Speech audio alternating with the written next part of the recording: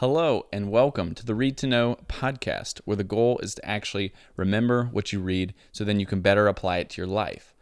On this podcast, we go through a book one chapter at a time, and then we actually practice remembering what we've read. So if you want to follow along, we're currently working our way through Bob Goff's book, Dream Big. I'm Zach Brown, and my friend Chris Yarber is joining me to help discuss and break down this book. Also, if you're on Apple Podcasts, it would be huge if you left a rating and review for us. It would help out a ton. If you're not on Apple Podcasts, no worries. Just send this to a friend who might be interested. Anyway, thanks again for listening and enjoy the conversation.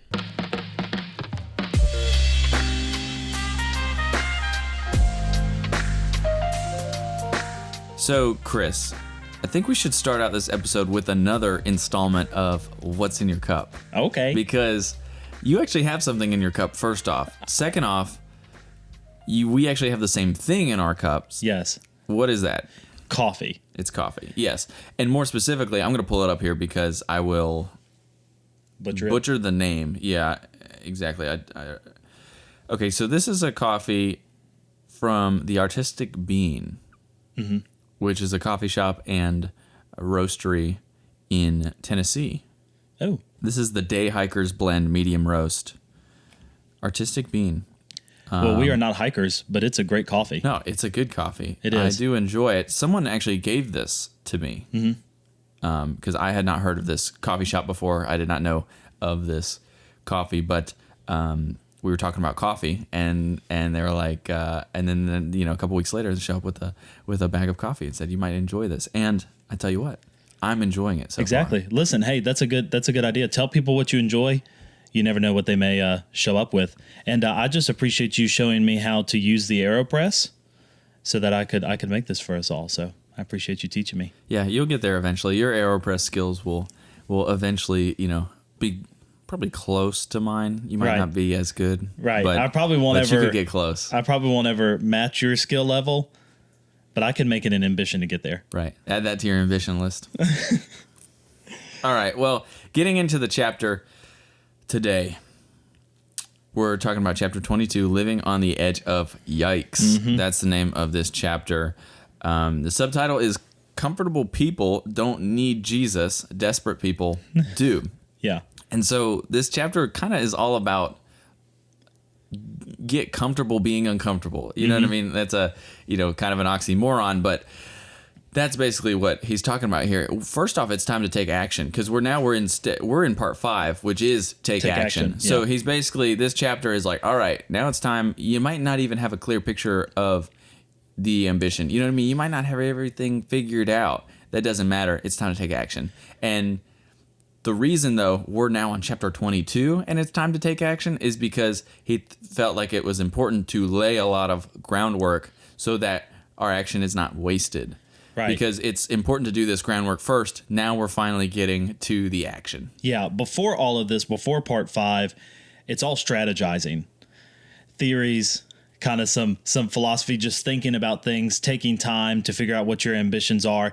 And even if you don't have, like you said, even if you don't have a clear picture of what your ambition is, because I know in talking to some people who have been listening to this podcast and reading this book, it can take a while to figure out what your ambitions may be. And for some of us, this is the first time opening up this book that we're really taking the time to even think about this. And so it can take a long time strategizing, but as he says in this chapter, we can take a lot of time looking at it, but not actually take a step towards it. He gives this illustration of going behind a waterfall as he takes his friends into Canada, behind some of these waterfalls that he takes some friends to. And you can look at the waterfall from in front of it and behind it all day. Eventually, though, you're going to have to step into it. And this is kind of where we've arrived in this book. Okay, it's time to, stop strategizing, or not stop strategizing, but take some action, even if you don't have a clear picture of what that ambition may be. Yeah, exactly. Yeah, it's time to take action. And then he also says here, he makes a good a strong point that we need to take action that makes us uncomfortable. Is usually the action that we have to take, because usually the best things in life. He didn't say this quite in the chapter, but I've heard it before from someone else, I can't remember who, but usually the best things in life are behind like a wall of comfort. You know what I mean? The best things in life are past our comfort zone. Right. So getting out of our comfort zone, getting into an uncomfortable position is where great things in life lie. And that includes our ambitions that we've laid out now. Yeah.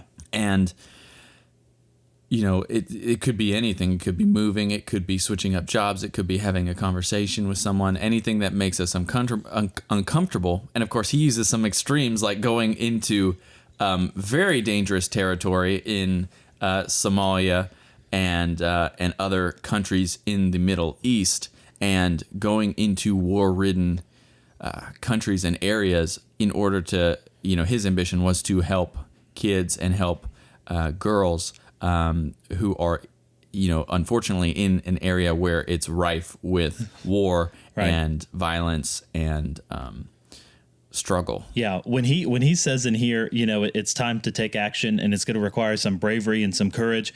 A lot of our ambitions probably won't take that much literal and physical bravery and courage, because those are some extreme situations that he's been in.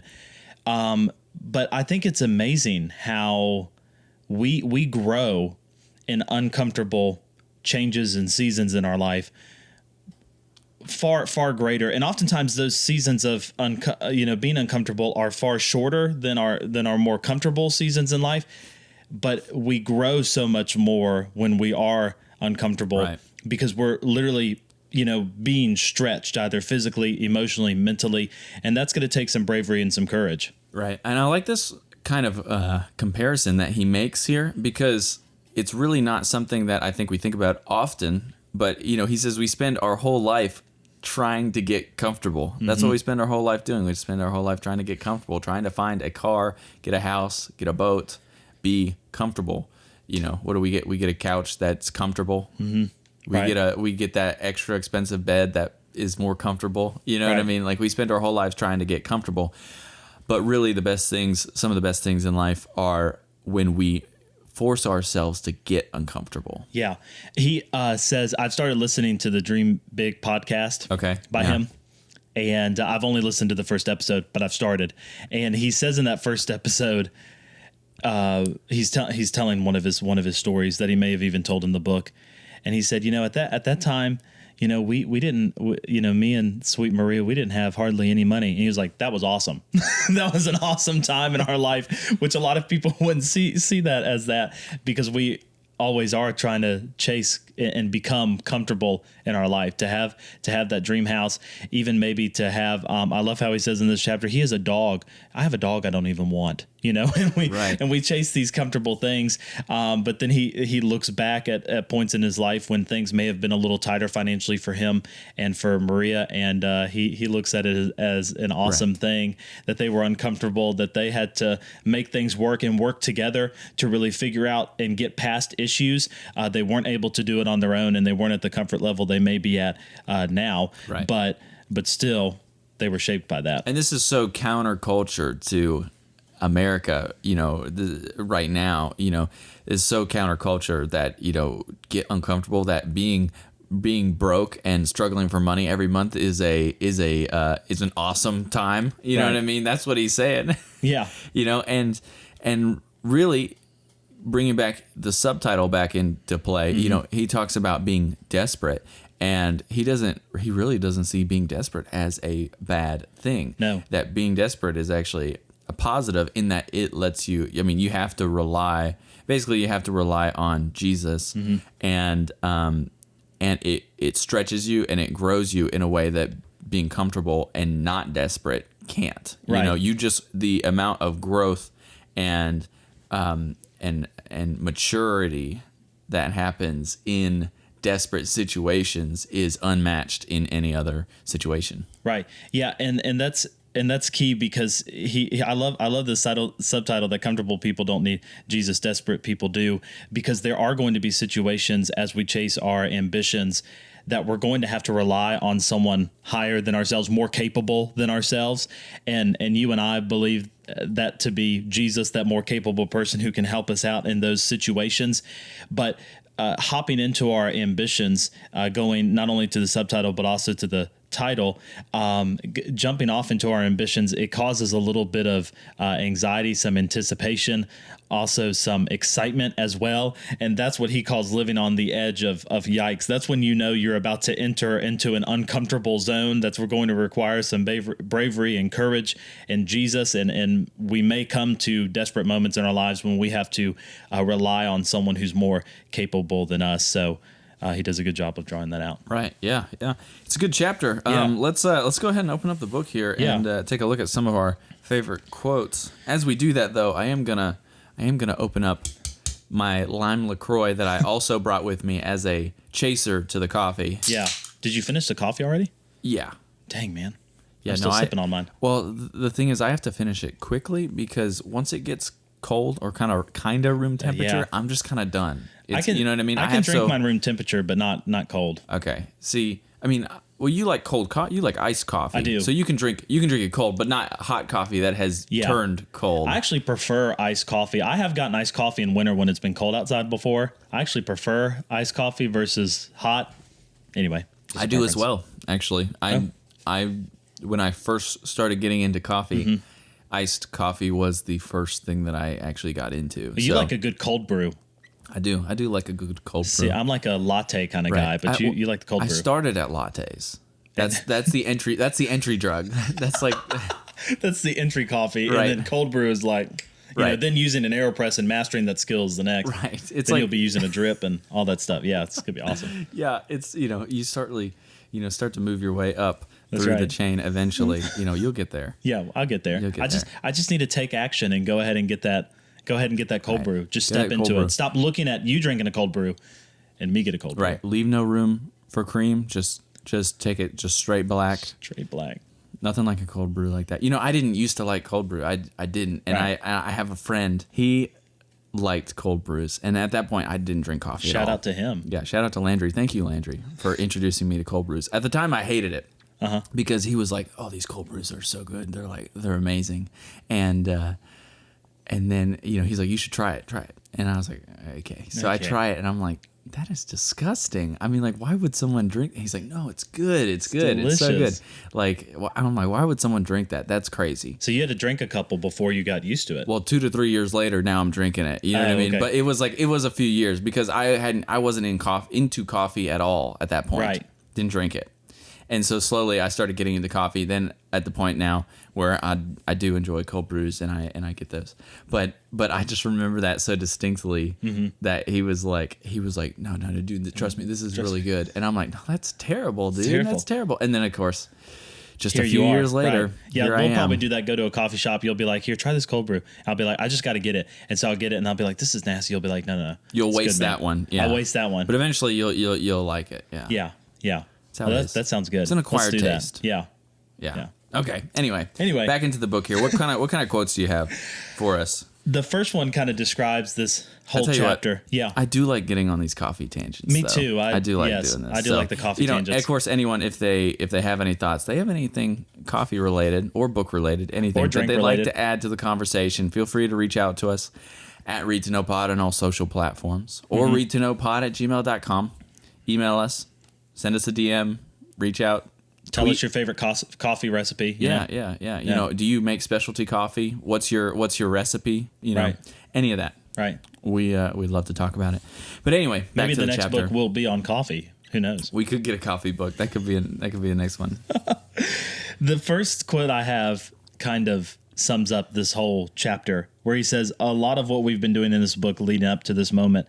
Where we stop strategizing and finally take action. He says, if you're like me, you want to skip everything else before, and I'm totally like that.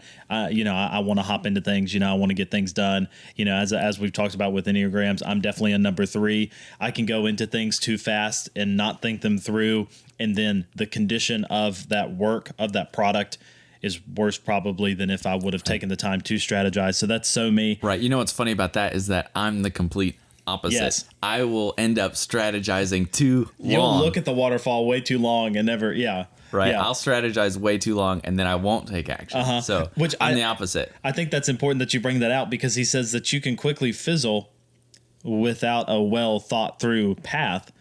Also, you can begin to fizzle though before you even start. If you clarify your path too much and you never get started, that can kind of fizzle you out and drain you in a sense. Yeah. Right. So we're good balance there. We need to balance each other out. Right. Sometimes maybe I need to be, Chris, hold on.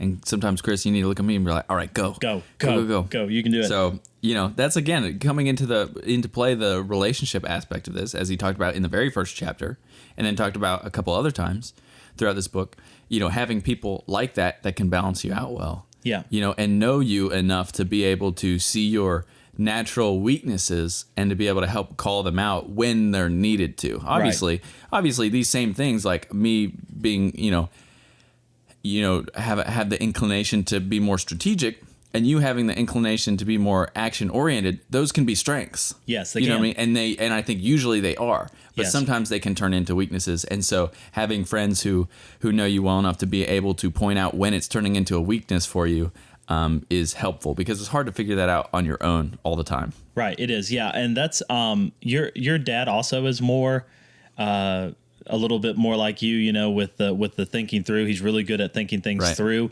I am my father's son. Yes. And when he asked me to get things done, they get done. So having friendships works well that way. Also in a work environment too, it helps that way. So it's good to have these conversations with people. And if you haven't taken the Enneagram test, take the Enneagram test because it can open up a lot of conversations with people. So if you're reviewing some of these books that we're reading with friends, go ahead and review that one as well.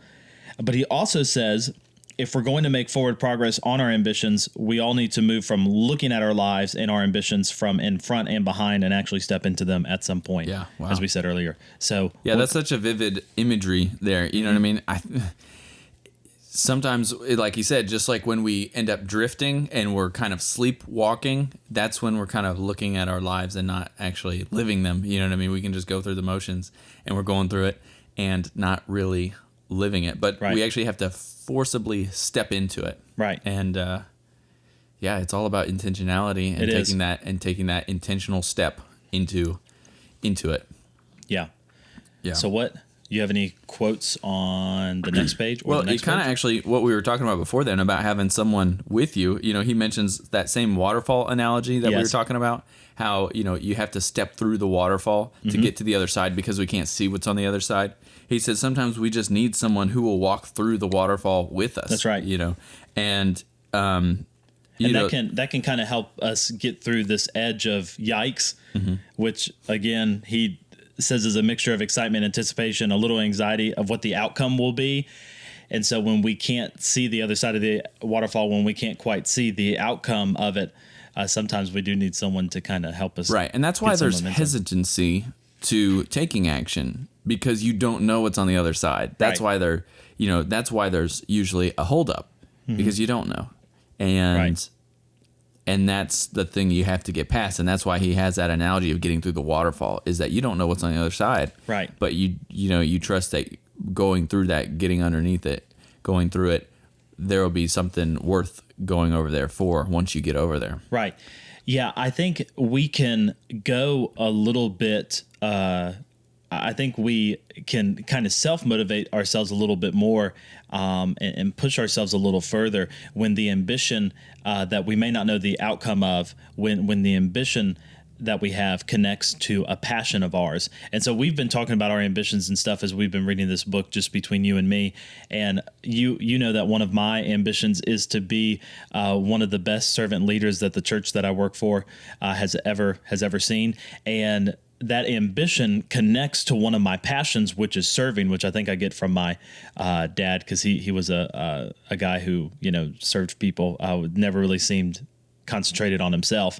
And so whenever I find that whenever I'm doing something for someone else and not for myself, that's when I'm at my best.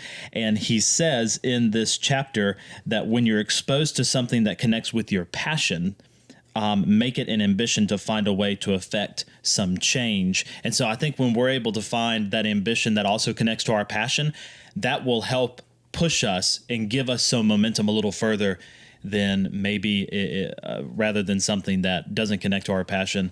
Not that our dreams and ambitions always have to connect to a passion of ours. They certainly don't have to, but I think it helps with some of that momentum there. Yeah. And it's kind of playing into that emotion, right? You know what I mean? You have a strong emotion towards this thing. Right. that's where that comes from, and use that emotion to our benefit. Oftentimes our emotions can be our demise. Yes. But, using your emotions for a positive benefit, for positive action like this, Yes. as he's talking about with these, these children that he sees, are being dealt with very poorly in these, Middle Eastern countries, that he has a passion to do something about it. Right. Whether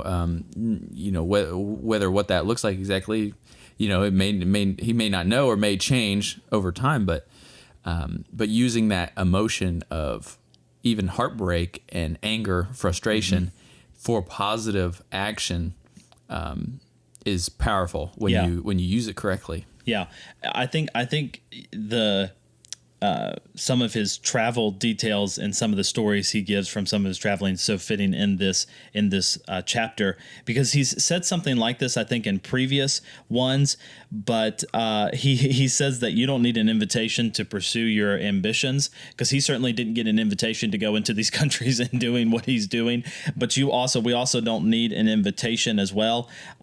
He says you're here, you're alive, and you're able. That's all the invitation that you need. So that's something that he echoes kind of throughout the book. But that's why I think it's so fitting that he has these travel stories in this chapter. Yeah. And what's funny about this is that he doesn't finish the story for us. So something else that I would like to ask him, he says that at one point, people were trying to cut them off in their vehicle where they were going, and they had some guys armed that were ready to protect them. Yes.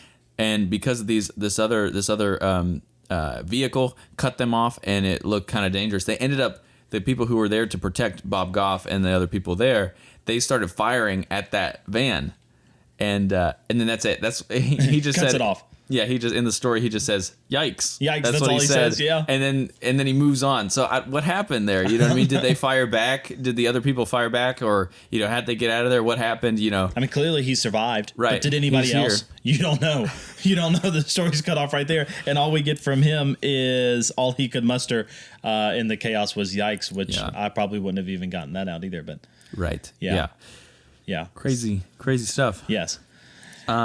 Moving on, he also talks about, he says, now this is again going back to the story where he was at in that location, the most dangerous place in Mogadishu. Thank you for pronouncing that. Yeah, I think that's how you say it, is inside the green zone. And it's a little counterintuitive because the green zone sounds like it ought to be a place where you'd expect to find the greatest protection. But the green zone is where people hide. It's where the enemy can always count on finding someone who has let their guard down. The green zone is the most dangerous place for us to be, too. Right. So he uses that as an analogy that this is where many of us live most of our lives, in our own green zone, where we're off, we let our guard down. We're not being proactive. We're kind of, again, sleepwalking in a sense. Yeah. And some of us, in a sense, are kind of hiding from these ambitions that we may be thinking about, but we're not taking action and getting out of the green zone, because he says if you want your ambitions to move forward, you got to get out of the green zone, right? And you got to take a couple of risks. And he said, if you've had ambitions for years, you haven't rolled them out into the world, it'd be worth asking yourself why. Why Right. haven't you done that yet? Why haven't you gone after that? Right. And have you been staying in the green zone too long? Right. And for some of us, it may be because we know what we may have to sacrifice to get towards and to work towards that ambition, and getting out of that comfort zone is a risk. Right. Yeah. At the end of the day, you're taking risks doing this. But, the whole point of this book and the whole point of this chapter is that the risk will be worth it. Right. Yeah. And he follows up with some encouragement when he says, what I've discovered is that comfortable people don't need Jesus and don't chase their ambitions. And so comfortable people, that if you're living comfortably, not worried about anything else, then you may not be chasing ambition. Not that there's anything wrong with living comfortably, but oftentimes you can connect living super comfortably and then people not, chasing after their ambitions. He says if we're going to get after our ambitions, God doesn't want us living right in the middle of comfortable anymore. He wants us living on the edge of yikes. Right. Yeah. And I like how he also, this is a mindset thing too. He says we all need to find what we spend the most, or we all find what we spend the most time looking for. You know what I mean? Yeah. So if you're looking for the negative, you're going to find the negative. If you're looking for the positive, you're going to find the positive. So delight in the fact, he said, don't get wrapped up, despairing that you haven't accomplished what you want to accomplish, that you haven't been able to do what you've wanted to do, but delight in the fact that you have a couple of things worth doing that you haven't gotten to yet. Exactly. So you can look for the positive no matter what the situation is. You know what I mean? And there's always time to be able to then start taking action if you haven't yet. Right. Yeah, I love these Piffy sayings he throws in there. That one was one of my favorites, where he says you'll find what you spend the most time looking for. That's just common sense when you read it out loud, but it's true, and it brings some a different perspective, because as we've discovered, now in chapter 22, going into chapter 23 tomorrow, and there only being 29 of us at the end of this book, a lot of these things are not hard concepts. They're not hard to understand. They may be difficult to get started. As he describes in this chapter, may take a little bit of courage, may cause a little bit of anxiety at the beginning, but right. Yep, he's calling us to move away from much of the comfort that we've worked so hard to create. Yeah. Because again, that's where it lies. That's where the best things in life outside of our comfort zone. And I think it's funny here. Have you ever noticed how comfortable people seem to have all the opinions? He throws that in there, and he's like, desperate people just have Jesus. Desperate people are just looking for growth, change, and are looking for the positive outcome. If you're truly looking at it the right way. Yeah. What's funny is these comfortable things. He says, perhaps these things are keeping you from your ambitions. They could be holding you hostage. And so the very things that we oftentimes feel are holding our life together are actually holding us back from a life that, no, we can't see the outcome with, but in the end, we may be a lot happier and a lot more fulfilled in doing those things. So I love how he brings that out there. Right. Yeah. And he ends the chapter, by saying, again, it might be scary, it might be painful, it might be difficult, but we're not meant to lead a safe life. Right. And the most growth, personal growth, happens when we don't lead a safe life. Mm-hmm. And that's how he ends the chapter. Yeah. This is a good one. This has been probably one of my favorites so far. Mm-hmm. Again, just something that I usually need is just like, go take action, like do it. You know what I mean? So, and I always need a good excuse to take more action. Well, Bob Goff told me to do this, so I'm, this is what I'm going to do. So yeah. Right. And with that, we get into chapter 23, 1034-1035. I don't know if that's AM or PM. 1034 to 1035, yeah.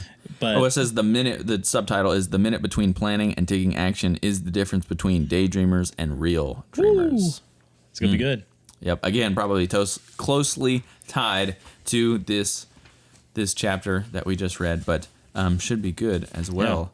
Yeah. Looking forward to it. Yeah. So thanks, guys, for listening. We appreciate you listening along. Again, if you have any thoughts on this chapter that we just read, feel free to reach out at Read to Know Pod on all social platforms, or send us an email, readtoknowpod@gmail.com. You could also leave us a rating and a review on Apple Podcasts. It would help us out a ton. It would help this podcast be pushed to new listeners so that they can enjoy the podcast. They can listen and read along with us.